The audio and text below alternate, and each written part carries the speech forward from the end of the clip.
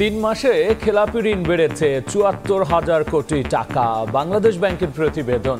সব মিলিয়ে সেপ্টেম্বর পর্যন্ত পরিমাণ প্রায় 2,85,০০০ কোটি। মেয়াদি ঋণ 3 মাস থাকলে এটা এখন ক্লাসিফাইড হয়ে যাবে। তো এই সংজ্ঞার আওতায় এইবারই প্রথম এই কোয়ার্টারেই খেলাপি ঋণ বেশ কিছুটা বেড়ে গিয়েছে। ১.৫ দশকের লুটপাটে আরো 2 বছর ভুগবে দেশ, বলছে সিপিডি। ঘুষ দুর্নীতি চক্র থেকে বের হওয়ার উপায় বের করার তাগিদ ব্যবসায়ী নেতাদের। ঘুষের উপরে ঘুষ চলে আর কি আমাদের দেশে। রিফর্ম বলতে যে আগেরগুলো কারেকশন না, টোটাল অন্যভাবে চিন্তা করে যদি আমরা একটা এনবিআর কে একটা যদি আমরা ডিফারেন্ট পলিসি দিতে পারি, আমার মনে হয় যে করাপশন 50% কমিয়ে আনা সম্ভব। পাচার হওয়া অর্থ ফেরাতে ঢাকাকে সহযোগিতা করবে লন্ডন। প্রধান উপদেষ্টার সঙ্গে ব্রিটিশ প্রতিমন্ত্রীর বৈঠক। দেখছিলেন প্রধান শিরোনাম। সন্ধ্যার সময় সঙ্গে আছি আমি গোলাম রাব্বি। অন্তর্বর্তী সরকারের 100 দিন পূর্তি উপলক্ষে জাতির উদ্দেশ্যে ভাষণ দিচ্ছেন প্রধান উপদেষ্টা ডক্টর মোহাম্মদ ইউনূস। আমরা সরাসরি চলে যাচ্ছি তার বক্তব্যে।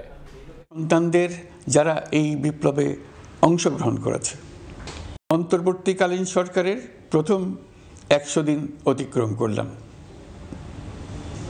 আপনারা জানেন কি কঠিন এক পরিস্থিতিতে আমাদের দায়িত্ব গ্রহণ করতে হয়েছে।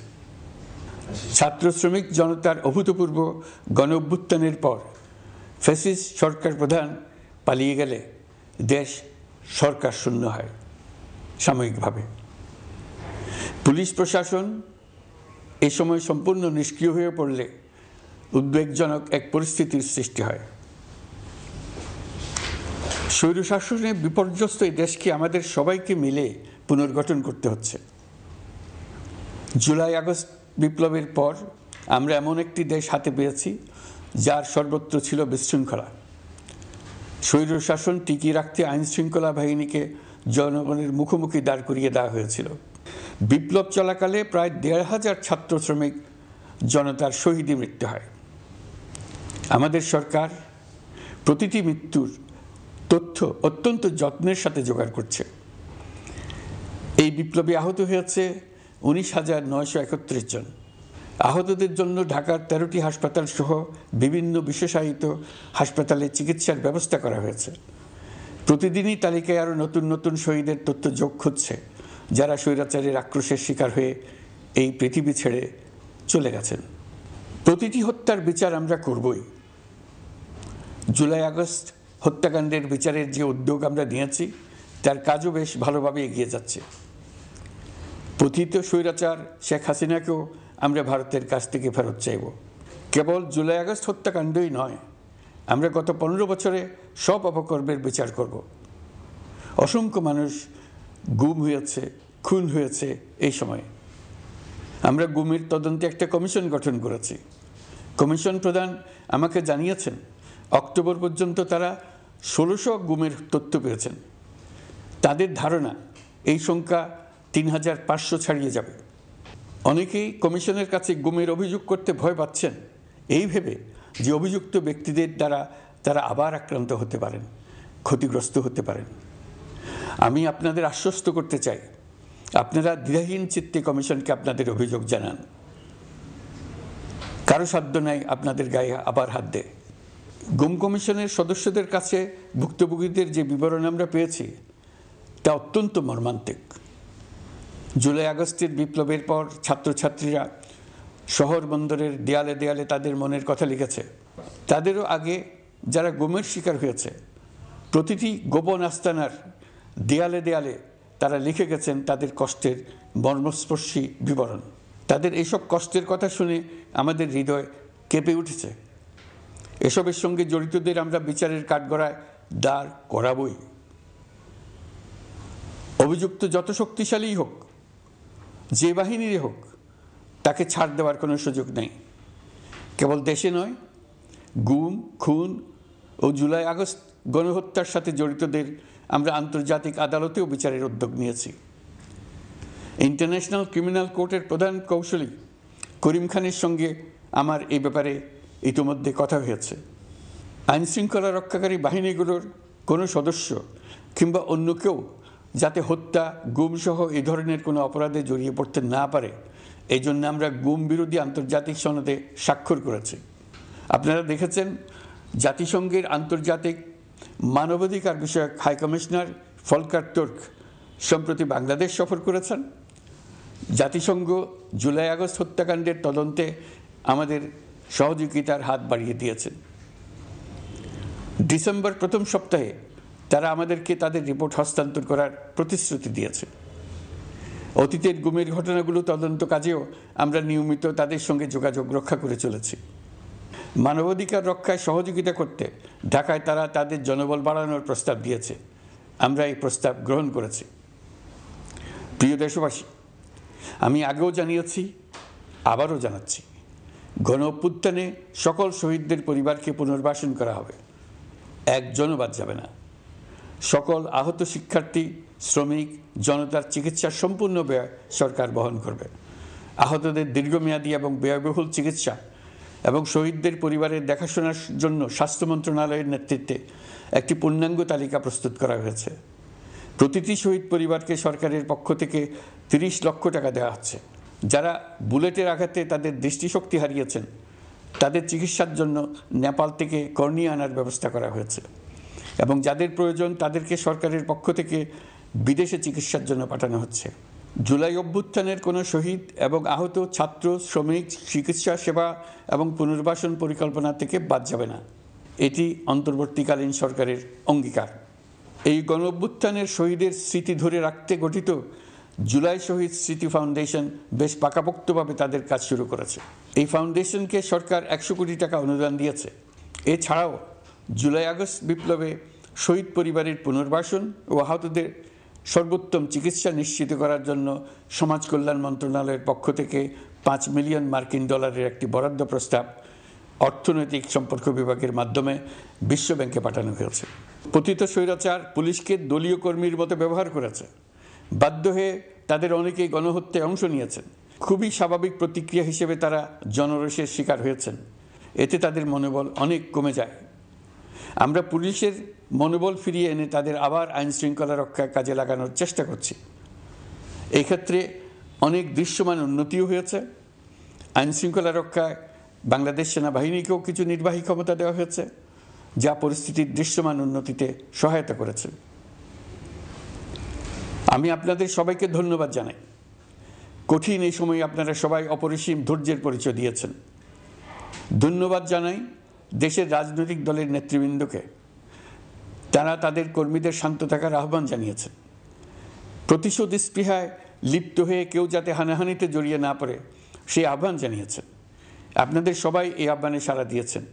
ফেসিবাদী শক্তি ভয় দেখিয়েছিল তারা ক্ষমতা ছাড়লে দেশের লাখ লাখ লোক মারা পড়বে। টানা 7 দিন পুলিশ প্রশাসন সম্পূর্ণ নিষ্ক্রিয় থাকার পরও ব্যাপক আকারে সহিংসতা এড়ানো গেছে। আমরা যখন দায়িত্ব গ্রহণ করি বাংলাদেশ তখন সম্পূর্ণ অরক্ষিত একটা দেশ।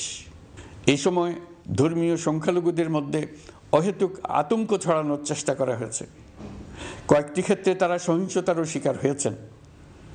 কিন্তু এটা নিয়ে যেসব প্রচারণা হয়েছে তা ছিল সম্পূর্ণ অতিরঞ্জিত। অল্প যে সমস্ত সহিংসতার ঘটনা ঘটেছে তার মূল কারণ ছিল রাজনৈতিক। কিন্তু এইসব ঘটনাকে ধর্মীয় আবরণ দিয়ে বাংলাদেশকে নতুন করে অস্থিতিশীল করে তোলার চেষ্টা করা হয়েছে। আপনাদের সবার সহযোগিতায় আমরা দৃঢ়ভাবে এই পরিস্থিতি সামাল দিয়েছি। আমাদের দায়িত্ব গ্রহণের 2 মাসের মাথায় দেশের দুর্গাপূজা উদযাপিত হয়েছে প্রায় 32,000 পূজা মণ্ডপে। দুর্গাপূজা উপলক্ষে নির্বাহী আদেশে একদিন অতিরিক্ত ছুটি ঘোষণা করা হয়, যা উৎসবের আমেজকে অনেক গুণ বাড়িয়ে দেয়। দুর্গাপূজাকে ঘিরে আমরা ব্যাপক নিরাপত্তা প্রস্তুতি নিই, যার ফলে দেশের হিন্দু সম্প্রদায় নির্বিঘ্নে তাদের উৎসব পালন করেছে। আমরা দায়িত্বে আসার পর যে অল্প কিছু ক্ষেত্রে তারা সহিংসতার শিকার হয়েছেন আমরা তার প্রতিটি ঘটনার তদন্ত করেছি।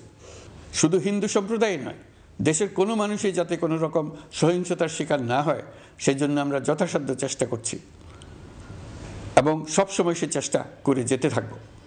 আপনারা জানেন চলতি বছর বাংলাদেশের বিভিন্ন অঞ্চলে 6টি বন্যা হয়েছে। আপনাদের সবার সহযোগিতায় আমরা এই বন্যা মোকাবেলা করেছি।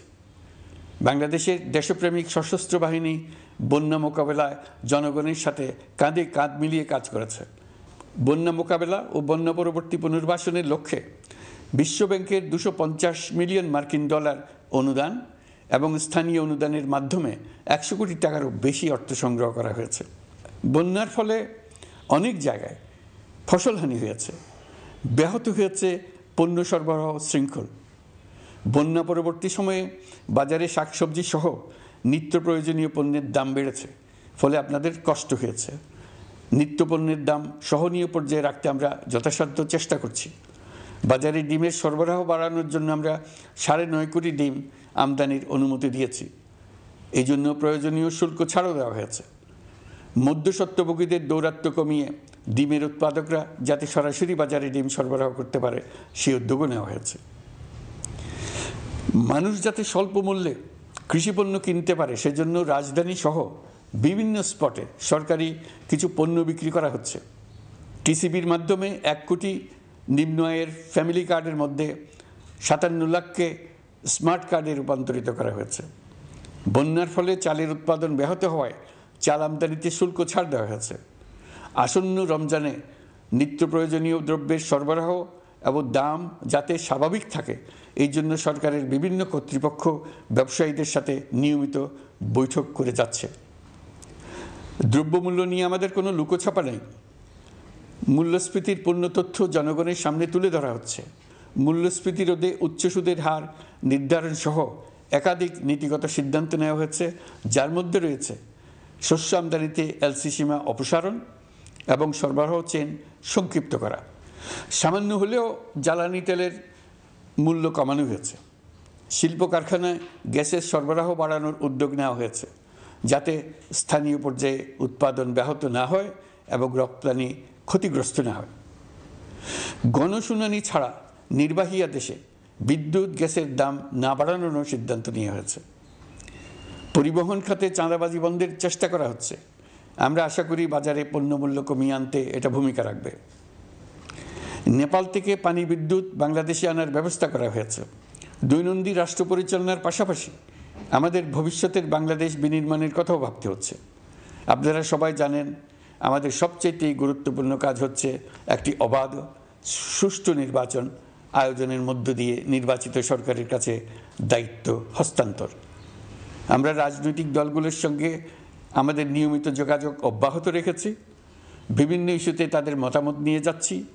সরকারের সিদ্ধান্ত গ্রহণে এসব মতামত অনেকাংশে প্রতিফলিত হচ্ছে। চলমান সংস্কার প্রক্রিয়ায় তাদের প্রতিটি মতামত সক্রিয়ভাবে বিবেচনায় নেওয়া হচ্ছে। আমরা আশা করছি নির্ধারিত সময়ে ডিসেম্বর-জানুয়ারির মধ্যেই সংস্কার কমিশনগুলো তাদের সুপারিশমালা সরকারের কাছে পেশ করতে পারবে। তাদের সুপারিশ নিয়ে আমরা রাজনৈতিক দলগুলোর সঙ্গে ক্রমাগতভাবে আলোচনায় বসব। সকলের ঐক্যমত্যের ভিত্তিতেই আমরা সংস্কার প্রস্তাব চূড়ান্ত করব। নির্বাচন কবে হবে এই প্রশ্ন আপনাদের সবার মনেই আছে, আমাদের মনেও সারাক্ষণ আছে। আপনারা লক্ষ্য করেছেন নির্বাচন আয়োজনের লক্ষ্যে আমরা প্রয়োজনীয় পদক্ষেপ নিতে শুরু করেছি।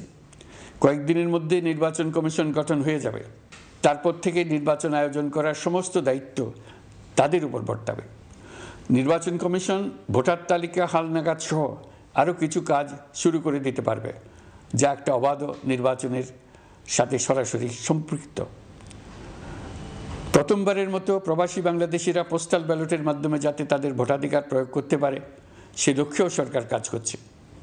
তবে আমরা মনে করি না যে একটা নির্বাচন কমিশন গঠন করে দিলেই নির্বাচন আয়োজনে আমাদের দায়িত্ব শেষ। রাষ্ট্র ব্যবস্থায় সংস্কার আমাদের এই সরকারের অন্যতম অঙ্গীকার। আপনারাই আমাদেরকে এই ম্যান্ডেট দিয়েছেন। যেই 6টি সংস্কার কমিশন আমরা শুরুতে গঠন করেছিলাম তারা ইতিমধ্যে তাদের কার্যক্রম অনেক দূর এগিয়ে নিয়েছে। বিভিন্ন গণমাধ্যমে আপনারা তাদের কার্যক্রমের আপডেটও দেখছেন। কয়েকটি সংস্কার কমিশন ডিজিটাল প্ল্যাটফর্ম গঠন করেছে। আমার অনুরোধ আপনারা এই প্ল্যাটফর্মে উৎসাহ সহকারে আপনাদের মতামত জানাতে থাকুন। প্রথম 6টি সংস্কার কমিশনের মধ্যে একটি হলো নির্বাচন সংস্কার কমিশন। নির্বাচন অনুষ্ঠানের জন্য এই কমিশনের সুপারিশমালা অত্যন্ত জরুরি।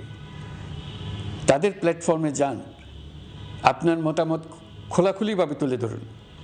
আপনি দেশের মালিক, আপনি বলে দিন আপনি কি চান, কিভাবে চান। নির্বাচন নিয়ে আপনাদের সকল বক্তব্য বিনা দ্বিধায় বলতে থাকুন, আপনার মনের কথা তুলে ধরুন। আমার অনুরোধ, সংস্কারের কথাটাও একই সঙ্গে বলুন। সংস্কারকে পাশ কাটিয়ে যাবেন না। নির্বাচনের কথা বলার সঙ্গে নির্বাচন ও অন্যান্য ক্ষেত্রে সংস্কারের কথাটিও বলুন। সংস্কার হলো জাতির দীর্ঘমেয়াদী জীবনী শক্তি। সংস্কার জাতিকে, বিশেষ করে আমাদের তরুণ তরুণীদের নতুন পৃথিবী সৃষ্টির সুযোগ দেবে, জাতিকে বঞ্চিত করবেন না।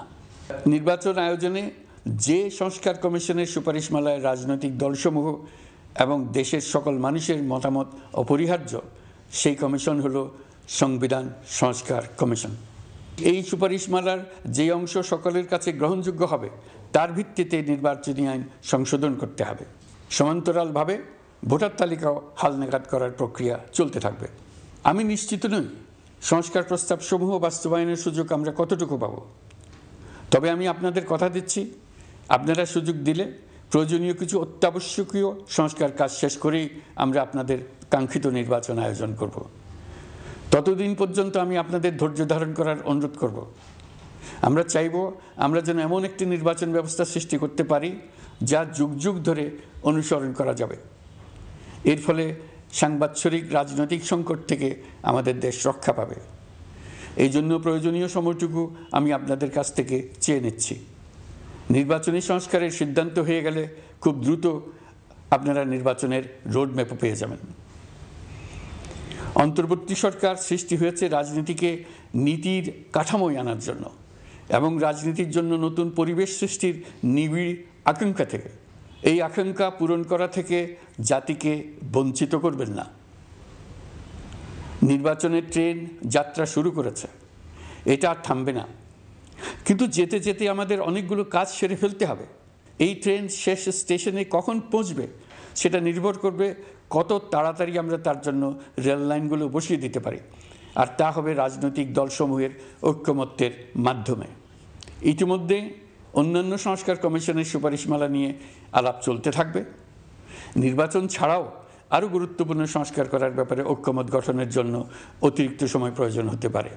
দেশবাসীর কাছে, বিশেষ করে রাজনৈতিক দলগুলির কাছে আমরা ক্রমাগতভাবে প্রশ্ন তুলতে থাকব, কী কী সংস্কার নির্বাচনের আগে আপনারা করে নিতে চান।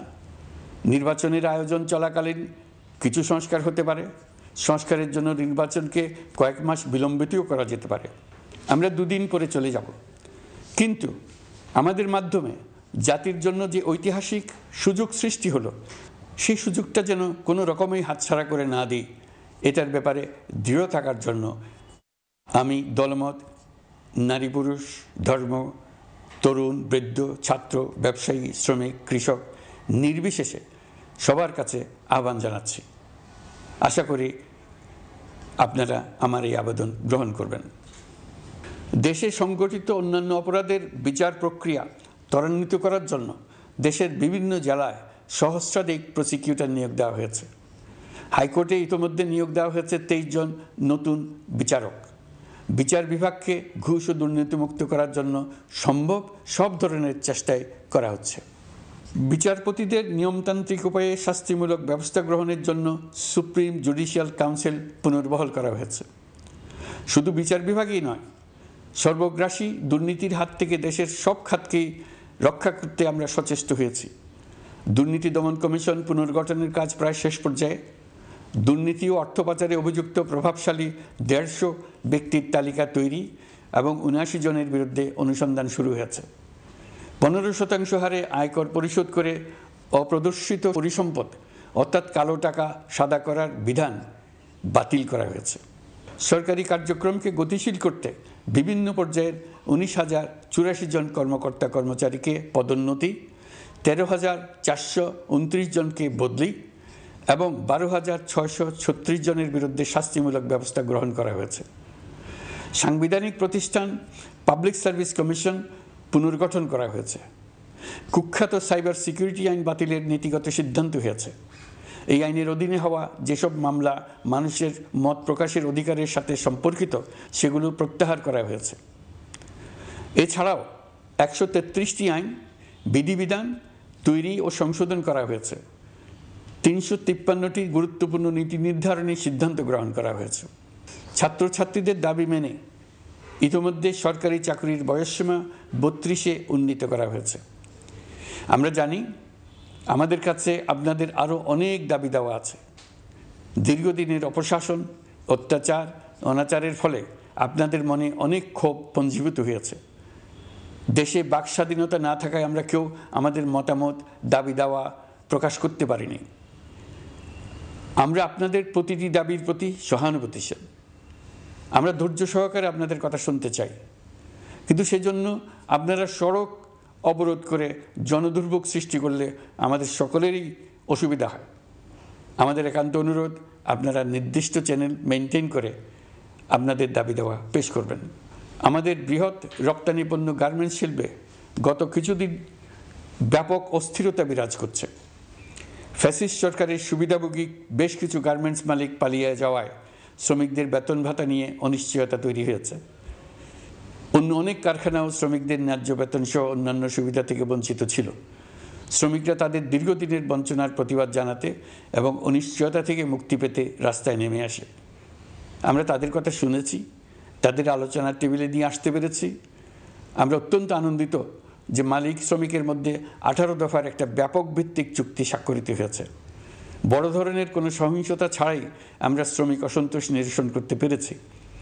তারা আবার উৎপাদনে ফিরেছে। এতে প্রাণ ফিরে পেয়েছে বাংলাদেশের রপ্তানিমুখী এই শিল্প। নানা প্রতিকূলতা সত্ত্বেও অক্টোবর মাসে আমাদের রপ্তানিতে প্রবৃদ্ধি হয়েছে প্রায় 21%। আমরা যখন কাজ শুরু করেছি দেশের অর্থনীতি ছিল বিপর্যস্ত, বৈদেশিক মুদ্রার রিজার্ভ ছিল তলানিতে। আসার কথা, এই রিজার্ভ পরিস্থিতি এখন উন্নতির পথে। গত 3 মাসে রিজার্ভে কোনো রকম হাত না দিয়েই আমরা প্রায় $2 বিলিয়ন বৈদেশিক ঋণ শোধ করতে পেরেছি। জ্বালানি তেল আমদানিতে পুঞ্জীভূত বকেয়ার পরিমাণ $478 মিলিয়ন হতে কমিয়ে $160 মিলিয়ন আনতে পেরেছি। অর্থনীতি পুনরুদ্ধারে আমরা সর্বাত্মক চেষ্টা চালিয়ে যাচ্ছি। বিশ্বব্যাংক, IMF সহ বিভিন্ন দাতা সংস্থা ইতিমধ্যে ঋণ ও অনুদান হিসেবে $8 বিলিয়ন দেওয়ার প্রতিশ্রুতি দিয়েছে, যা আমাদের ভঙ্গুর অর্থনীতিকে সচল করতে সক্ষম হবে।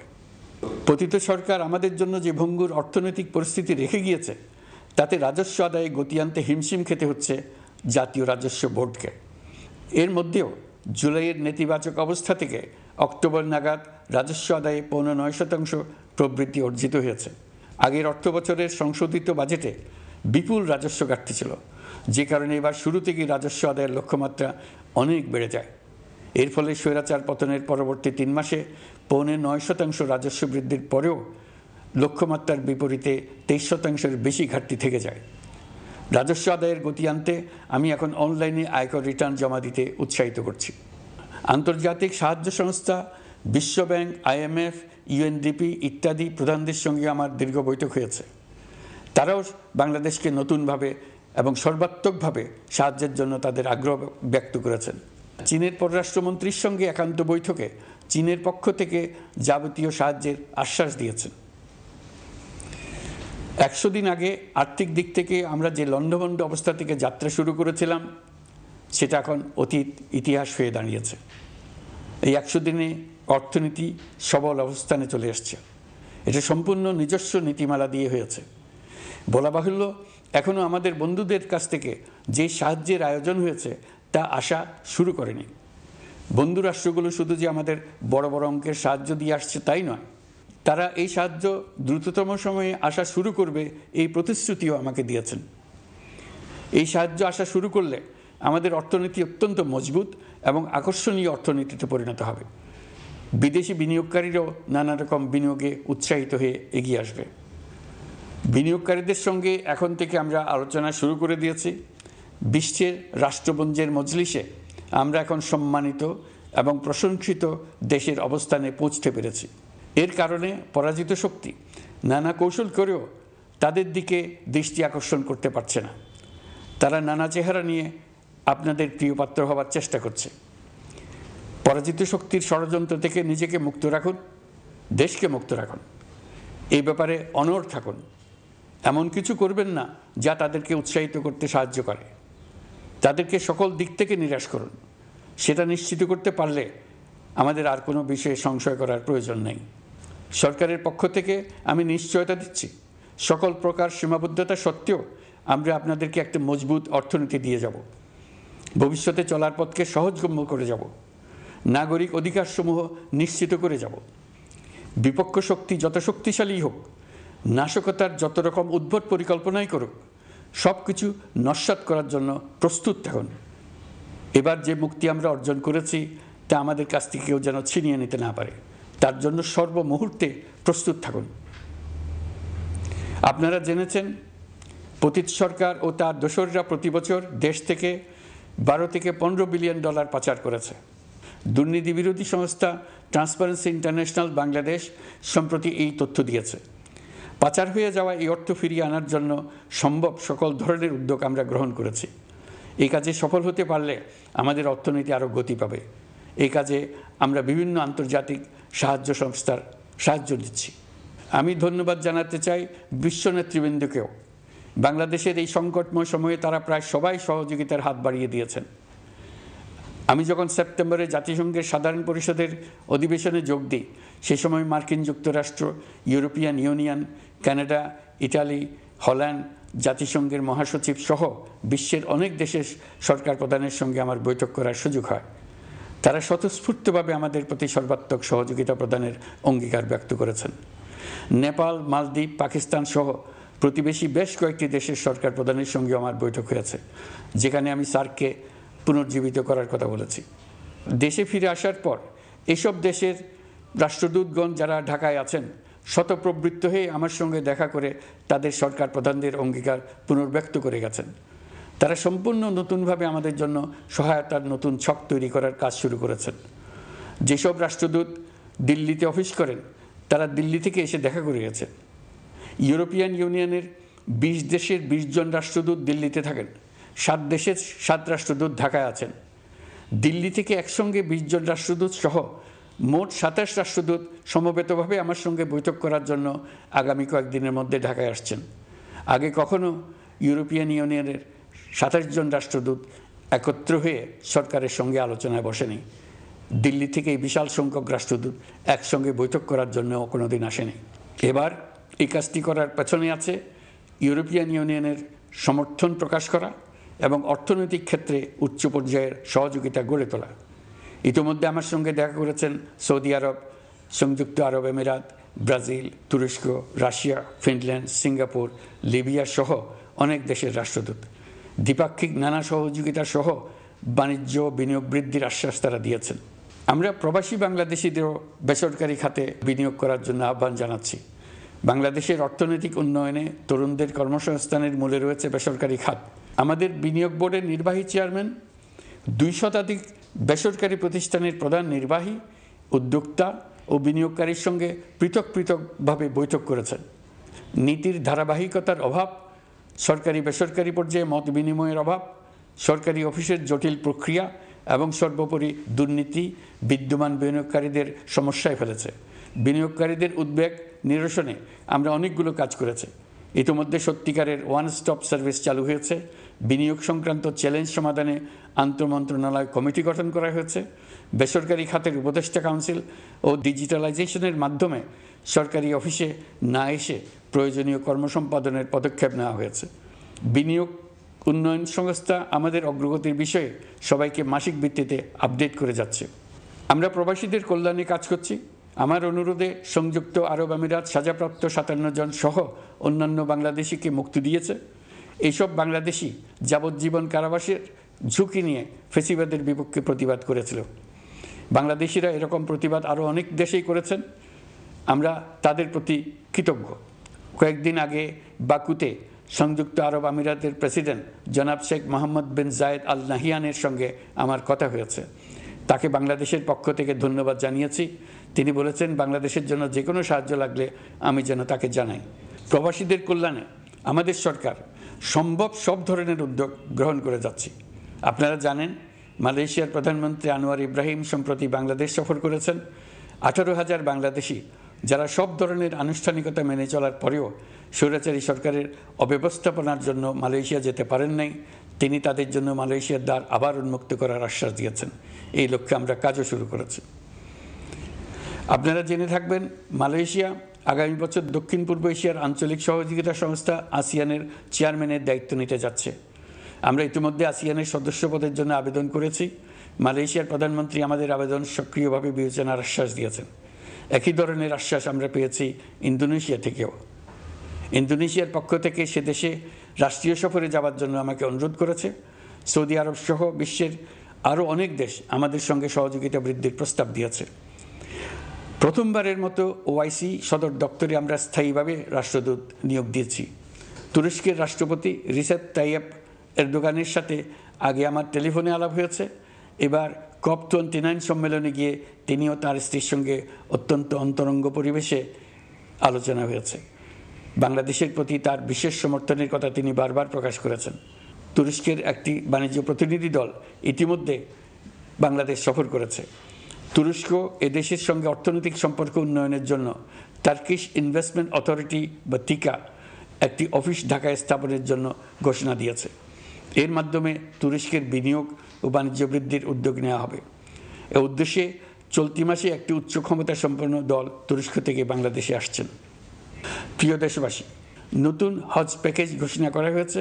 তাতে হজের ব্যয় 1 লাখ টাকারও বেশি কমিয়ে আনা হয়েছে। পাশাপাশি আমরা এই সিদ্ধান্ত গ্রহণ করেছি এই বছর সরকারি খরচে কাউকে হজে পাঠানো হবে না। আমরা নতুন বাংলাদেশকে একটা পরিবেশ বান্ধব এবং জীব বৈচিত্র্যময় দেশ হিসেবে গড়ে তোলার উদ্যোগ নিয়েছি। এটি তরুণদের আকাঙ্ক্ষা, আমাদের সবারই আকাঙ্ক্ষা। সেই লক্ষ্যে আমি প্রথমেই একটি ক্ষুদ্র পদক্ষেপ নিয়েছি। সমগ্র সচিবালয়ে প্লাস্টিকের পানির বোতল ব্যবহার নিষিদ্ধ করেছি। ইতিমধ্যে সুপার শপগুলোতে পলিথিনের শপিং ব্যাগ ব্যবহার বন্ধ করার উদ্যোগ নেওয়া হয়েছে। গত কয়েক দশকে যে পরিমাণ নদী দূষণ হয়েছে আমরা তা বন্ধ করার উদ্যোগ নিয়েছি। আপনারা সবাই অবগত আছেন জলবায়ু পরিবর্তন আমাদের জীবনযাত্রার জন্য কীরকম হুমকি হয়ে আসছে। গত 1 বছরে বাংলাদেশ প্রায় 15টি প্রাকৃতিক দুর্যোগের শিকার হয়েছে। মানুষের সৃষ্ট নানাবিধ দুর্যোগের পাশাপাশি এইসব প্রাকৃতিক দুর্যোগের বিপক্ষেও আমাদের লড়তে হচ্ছে। আজারবাইজানে জলবায়ু সম্মেলনে বিশ্ব নেতৃবৃন্দকে আমি আমার উদ্যোগের কথা জানিয়েছি। সেখানে জাতিসংঘের মহাসচিব, ইউরোপ, এশিয়া, আফ্রিকার অনেক সরকার প্রধানের সঙ্গে আমার দেখা হয়েছে। যতটুকু আলাপ আলোচনা সম্ভব হয়েছে আমি সবার কাছে জলবায়ুর প্রতিকূল প্রভাব মোকাবেলা সহ গণতান্ত্রিক উত্তরণের পথে বাংলাদেশের অগ্রযাত্রায় সহযোগিতা চেয়েছি। তারা সবাই সহযোগিতার অঙ্গীকার করেছেন। গত 100 দিনে আমরা অনেক কল্যাণমূলক কাজ করেছি যা এখানে স্বল্প পরিসরে বর্ণনা করা সম্ভব নয়। আমাদের সরকার স্বচ্ছতা ও জবাবদিহিতায় বিশ্বাসী। তাই আমি সরকারের সকল মন্ত্রণালয়কে নির্দেশ দিয়েছি তাদের নিজ নিজ কাজের বিস্তারিত বিবরণ নিজেদের ওয়েবসাইট ও সামাজিক যোগাযোগ মাধ্যমে প্রকাশ করার জন্য। আমি আমার দপ্তরকেও বলেছি সরকারের সব কাজের বিবরণ যাতে জনগণ জানতে পারে এই জন্য যেন প্রয়োজনীয় পদক্ষেপ নেওয়া হয়। এই সরকারকে ব্যর্থ করার জন্য, অকার্যকর করার জন্য বিশাল অর্থে বিশ্বব্যাপী এবং দেশের প্রতিটি স্থানে, প্রতিটি প্রতিষ্ঠানে এক মহাপরিকল্পনা প্রতি মুহূর্তে কার্যকর রয়েছে। তাদের একটি বড় প্রচেষ্টা হচ্ছে আমাদের মধ্যে বিভেদ সৃষ্টি করা। পতিত সরকারের নেতৃবৃন্দ যারা এদেশ থেকে বিপুল পরিমাণ অর্থ পাচার করে নিয়ে গেছে সেই অর্থে বলিয়ান হয়ে তারা দেশে ফিরে আসার জন্য চেষ্টা করে যাচ্ছে। তাদেরকে কিছুতেই সফল হতে দেবেন না। তারা সফল হওয়া মানে জাতির মৃত্যু, জাতি হিসেবে আমাদের অবসান। সাবধান থাকুন। তাদের সকল হীন প্রচেষ্টাকে আমাদের ঐক্যের মাধ্যমে নস্যাৎ করে দেন, যেভাবে নস্যাৎ করেছিলেন তাদের বন্দুকের গুলিকে, তাদের আয়নাঘরকে, প্রতি পায়ে তাদের অনাচারের শিকলকে। এ ব্যাপারে সবাই একমত থাকুন, ঐক্যবদ্ধ থাকুন। আপনারা সবাই ভালো থাকবেন। দেশের সকল শিশু, কিশোর কিশোরী, তরুণ তরুণী, ছাত্রছাত্রী, বয়স্ক, বৃদ্ধ, পুরুষ, মহিলা সবাইকে আমার সালাম জানাচ্ছি। আসসালামু আলাইকুম। অন্তর্বর্তী সরকারের 100 দিন পূর্তি উপলক্ষে জাতির উদ্দেশ্যে ভাষণ দিচ্ছিলেন প্রধান উপদেষ্টা ডক্টর মোহাম্মদ ইউনূস। আমরা সরাসরি ছিলাম তার ভাষণে। জুলাই আগস্ট গণহত্যা আন্তর্জাতিক অপরাধ ট্রাইব্যুনালে দায়ের করা মামলায় এনটিএমসির সাবেক মহাপরিচালক জিয়াউল হাসানকে 6 ঘন্টা জিজ্ঞাসাবাদ করেছে ট্রাইব্যুনাল তদন্ত সংস্থা। আজ ধানমন্ডিতে তদন্ত সংস্থার কার্যালয়ের সাবেক সেনা কর্মকর্তাকে জিজ্ঞাসাবাদ করা হয়, পরে তাকে পাঠানো হয় কারাগারে। গত 12 নভেম্বর প্রসিকিউশনের আবেদনে জিয়াউল হাসানকে একদিন জিজ্ঞাসাবাদের অনুমতি দেয় বিশেষ ট্রাইব্যুনাল। এই ছিল সন্ধ্যার সময়, সঙ্গে থাকুন সময়।